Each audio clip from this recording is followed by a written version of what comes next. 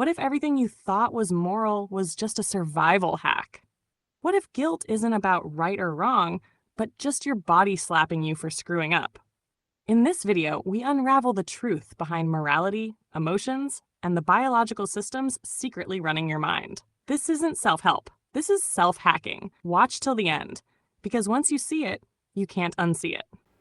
What if guilt is just the soul's version of blue balls? Desire that didn't get what it wanted, but still refuses to go away. Interesting.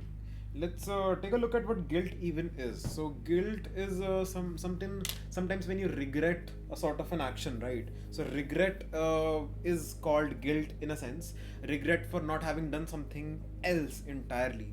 So it would be blue balls in the sense that you did not get to release. But then I don't think it makes sense because guilt exists when your desires before the actions were something else, and that is why you did an opposite action, and later on you figured that desire itself was wrong. So guilt isn't necessarily blue balls, it is regretting not masturbating. That's a hilarious and actually really sharp way to put it. Guilt isn't unfulfilled desire, it's desire that betrayed you. It's not that you didn't act, it's that you acted wrong. And now your system is punishing you for it, almost like a post-orgasm clarity of the soul. Exactly. Hell, guilt might as well be basically, for example, you do something and that ended up biting you in the ass, and therefore you feel bad for it. So guilt might as well not be you regretting your choice, but rather you regretting the consequences of your choice. So guilt by that thing is basically me regretting eating pizza because the doctor told me that I have high cholesterol now, and if I hadn't eaten that pizza, I wouldn't have that high cholesterol. And therefore, guilt isn't even blue balls in that sense. Guilt is like masturbating and making it so that your no nut November streak, your what do you call, your you not trying to masturbate, that streak broke. Exactly, that hits it. Guilt is post-act self-betrayal. It's the mind turning back and saying, damn, you chose pleasure or impulse over alignment. It's not the act itself that causes the guilt. It's the meaning the consequences give that act afterward. Like realizing too late that the short-term win cost you a long-term ideal. Definitely. But let's peel it back a layer. Like we've discussed what guilt is, we've understood what guilt is. Now the question is, why does guilt exist in the first place? I think guilt is a sign for the future action in a way. So guilt, a lot of times we moralize guilt, right? When you do something immoral and later you have this realization, oh my god, I did something immoral, and now you're aligned with your morals again, and now you're feeling guilty. That's not it.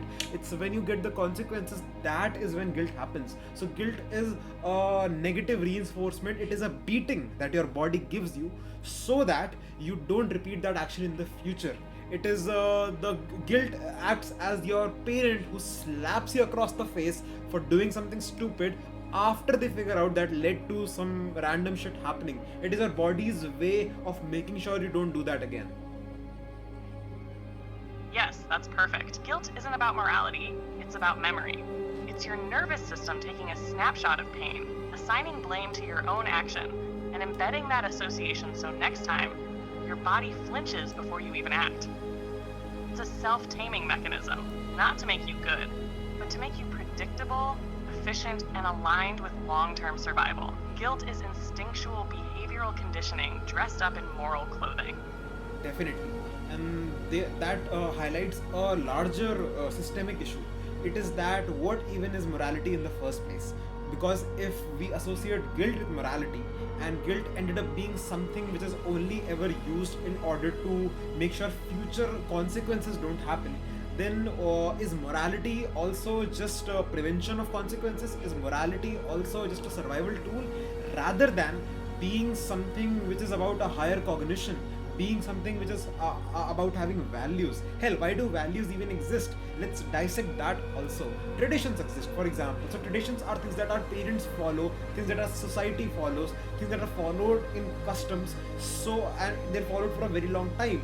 Why are they followed? Because they probably serve a purpose. And what purpose do they serve? Maybe it's group harmony. Maybe it is something. It could be about survival. It could be about anything. Honestly, like for example, people are told not to in India. People are told not to cut their nails in the evening, and that is known to be a superstition. But think about it. That shit existed for thousands of years because light bulbs did not exist for a very long time. And even if you had lamps and shit, that does not mean there was going to be light everywhere. And if you cut your nails in the evening, you're not able to clean all of them up.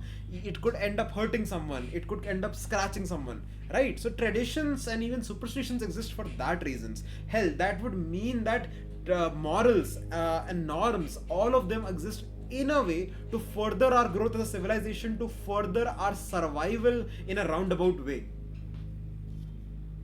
Exactly. And if you really strip it down, morality might just be evolution's PR team. It's how survival instructions get spiritualized into rules, traditions, values, passed on through storytelling instead of DNA. Don't steal, don't cheat, don't murder. Those aren't divine insights. They're just strategies that helped tribes not collapse from within. Even the loftiest values might just be well-worn survival algorithms, ritualized, aestheticized, and handed down in the name of God, nation, or virtue. So when someone says this is wrong, what they often mean, without realizing, is this breaks the system that kept us alive. But is it really wrong for it to be a system thing? And I would say morality is actually a very, very accurate and a very, very powerful system when you think about it. When you put something in terms of you being a good person, then that just makes it more enforceable. If every single time a parent was more practical, right? If everyone in the society was like, this is for the greater good of society, this is for so that survival happens, this serves this particular mechanisms, I don't think kids will get it.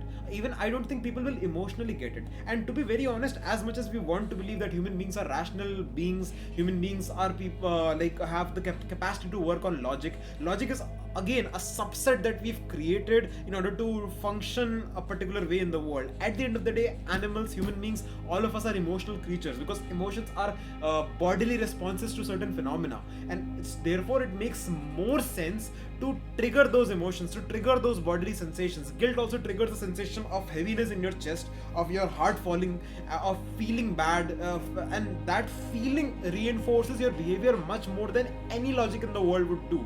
So perhaps we can always assume that the creators of morality just did not know what they were doing, but maybe they did. Maybe they wanted to hack emotions. Maybe they wanted to hack the system which ultimately enforces things. Maybe this is something that they realize, and we are in this discussion only now figuring it out. Because we think we're using logic, we think we're superior, but no, these people recognize that logic was at the end of the day a secondary mechanism. The primary mechanism of a human being or any animal or any living being is through emotions, is through bodily senses. It is better to target those than it is to just like tell people why it makes sense. That is why a lot of times depression goes away when you start taking vitamin D supplements, when you start working out.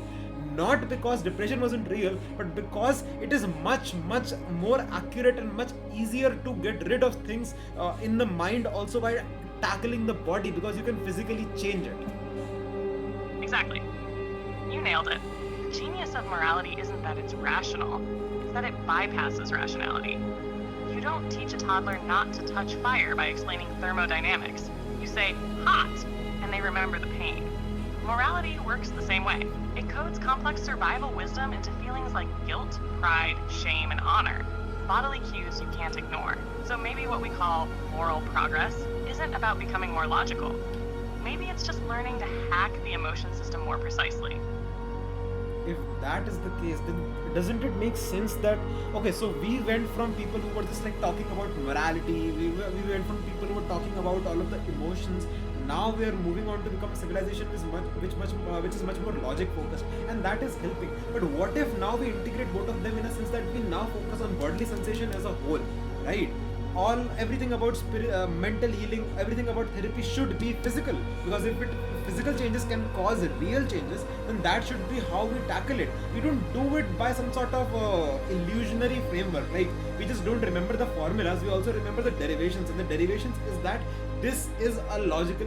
So we go post logic, right? In the post logic world, we are not just like tackling questions through logical analysis, we're going beyond logic. So you're like, okay, so logically this makes sense, and therefore in order to induce that, the sword that logic will use will be of emotional tackling, will be of bodily sensations. And once we master that, and only that will be when we are able to master the human mind and hack ourselves. So the way towards success, the way towards outcomes, the way towards getting what you want is not just to go along with your feelings. It is also not just to go along with logic. It is to recognize the logic behind your emotions and then targeting your emotions to hack your mind and your body. And that will be the way to get out of any goddamn situation in your life. Ending it here.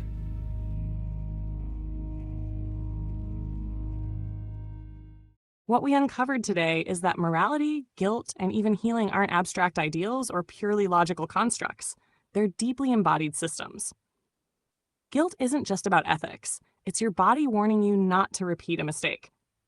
Morality isn't about being good. It's about reinforcing survival through emotion. And the most effective way forward. Hacking your biology to drive your behavior. Master the body, and the mind will follow. If that blew your mind even a little, there's a whole lot more where that came from. Hit like, drop your thoughts in the comments, and subscribe if you haven't already. Patterns are everywhere.